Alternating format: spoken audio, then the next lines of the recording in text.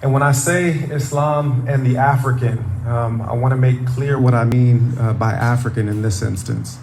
That definition of African is meant to encompass the African American as well.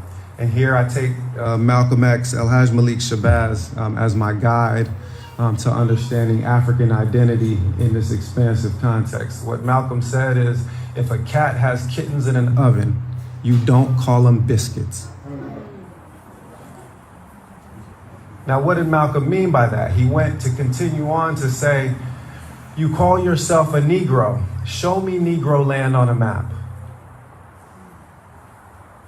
Negro, you come from Africa. Call yourself an African.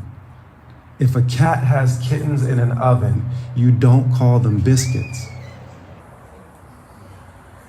The survival of African people under the unprecedented brutality of American slavery is a tremendous historical triumph, the like of which humanity has never seen.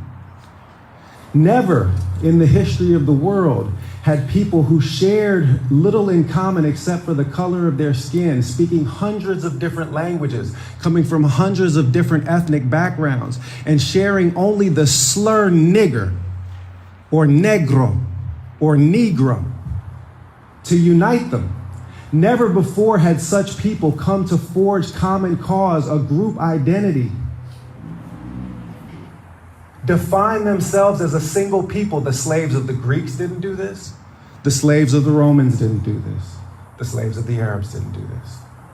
Here, a miracle happened. So when I talk about Islam and the African, I'm not just talking about people on a continent across an ocean. I'm talking about people that are in this room. Because if a cat has kittens in an oven, we don't call them biscuits. I came to Islam through reading the autobiography of Malcolm X, and I came to knowledge of self through reading the autobiography of Malcolm X. And everything that I have learned, whether it's through a PhD program at the University of Pennsylvania, Ivy League school, my father had a 6th grade education.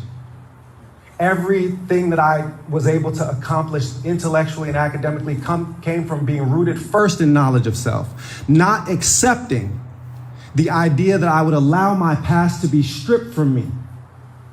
And for those of you who are not biologically of African descent, I bear you glad tidings. This is your story too, because we are the first American Muslims. Stand up for my people.